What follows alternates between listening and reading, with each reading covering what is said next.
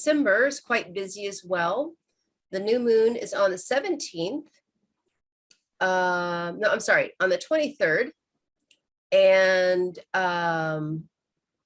yeah, so we have a lot leading up to this. See, the full moon that month is in Taurus Rohini, which is going to be with Mars retrograde. So that's going to really ignite all of that. You know, for the United States, it's in the 6th house of health. So I don't know what's going to be happening by this time, but I can imagine people will be fighting about, you know, all of these issues that we have going on with this illness, revisiting old arguments for sure. But by the time we get to the new moon, for the United States, it's on our ascendant. So I am hoping that this is going to bring some new energy for us. You know, it's 2 days before Christmas. And, you know, the main problem, so this is the ruler of Sagittarius is Jupiter. So like you were saying, back to Jupiter in Pisces as being a main focus. And for us, it's in the 4th house. I don't know, man. I think people are going to be having new beliefs, new values as a result of this year. There's going to be a lot of scandal and deception revealed that are going to make people think differently. I think that's what I'm getting from this chart. Well, you know, Mula Nakshatra for sure will result in new beliefs and all that. Now, this could be kind of a technology because Rahu's aspecting this moon and all that also. Now, it could be aliens also, right? Rahu being in Mula, Rahu's aspect point. Well, if that happens, that's great. We are in fun times ahead. So, after all these boring years, finally something great happens, but whatever. But the other thing I would say though is that usually the Mula Nakshatra is a very important time period in terms of uprooting bad energy and bringing in new energy. So that's a beneficial thing to do during this time period. But I highly encourage, this is an excellent time to get into indoor gardening and all that. Spiritual practice again is excellent. Spiritual books are excellent. One thing I would encourage is with during this time period, the challenge is going to be, you know, Saturn is going to be back and forth in Capricorn and all that. So Saturn is now at 28 degrees of Dhanishta, where you're finally focusing on your long-term goals and ambitions. So that's very, very important actually. So you'll have to work with that. Now Dhanishta, like I did mention, health issues and so forth. So health issues definitely there. Mars also has been creating health issues. 8th aspect again, health issues of Mars upon the new moon sign. That's also creating issues. Of course, Jupiter is in Kendra, which is quite good, which is definitely improving it. But remember, Jupiter is getting an aspect of Saturn also, which is kind of creating some more issues also. You'll have to work with kind of thing. So this is when I would say this financial, this food thing, more from an eclipse time period, food and all that, there'll be some food crisis happening. That's what I'm inclined to say. I mean, I hate to say it, but that's a problem. Now, Rahu's Lord Mars is going to be 2 houses away. Shipping, though. How do you see the shipping crisis tied into this? Logistics, right? So you begin to see logistics issues and so forth. Purashada is a sea route thing. That's a problem there actually. Apus is the deity there, right? So that's one more thing you can see. Saturn is getting aspecting Jupiter, which is in Pisces, which is also a water sign. So you begin to see problems around the shipping thing there also. But yeah, usually Ketu is in Swati. Transportation karma is a different problem already. See, Rahu and Ketu Nakshatra and Ketu and Rahu Nakshatra is a different set of problems. The whole coronavirus happened during that time period. You will be going through that again. Just that we are getting a previous sword with Ketu being in Swati, which is Rahu rule Nakshatra. And Rahu won't enter into Ketu rule Nakshatra Ashwini until sometime next year. So then we'll see a different kind of problems playing out altogether. But it is said that some astrologers are given prediction that there will be a war in the future. Someone has actually predicted there will be a China war kind of thing happening. China is supposed to be more aggressive in the future. So that is yet to happen. So we'll have to see if it plays out or not. But Mars Rahu for sure, it is triggering that particular aspect. People will be more combative. They'll want to do something different. All that can also happen.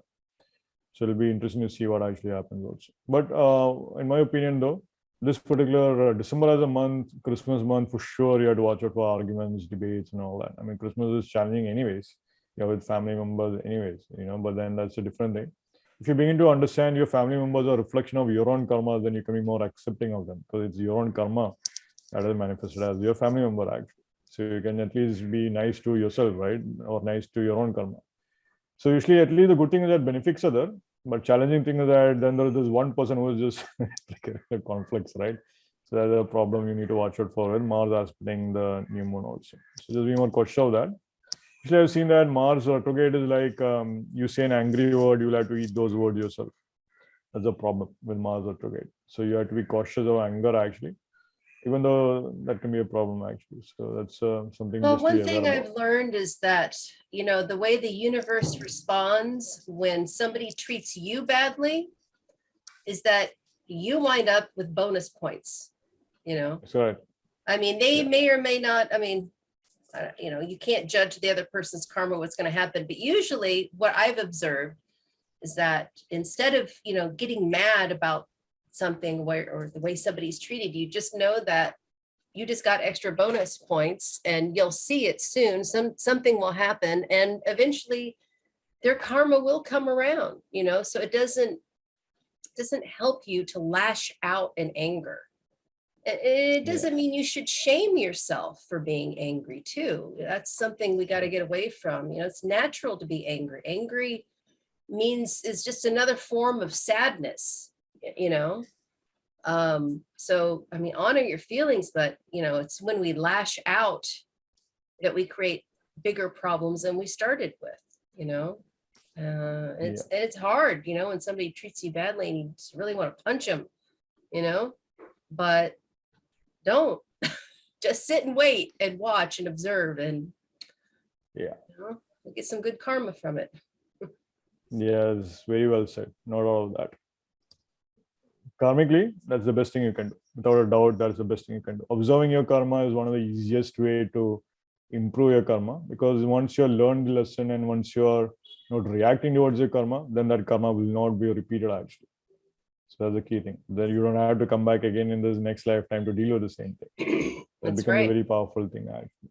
Yeah. And your unfixed karma is your free will, which is your attitude.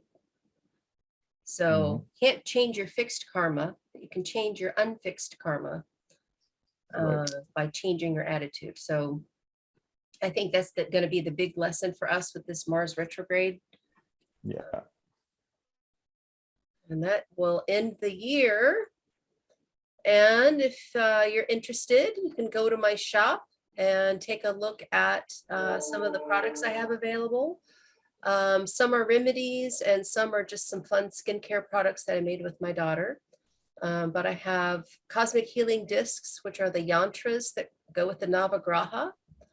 I have the Navagraha elixirs, which are perfumes that work with the planetary energies. I have bracelets. And of course, my consultations are there. And if you have any questions about the presentation today, you can always, message me.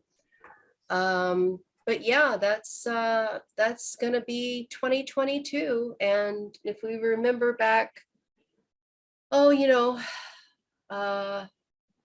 and a half years ago when Rahu and Ketu were in Aries and Libra again, it was like 2003, 2004. And all of that energy was leading up to the 2008, 2009, housing bubble crash.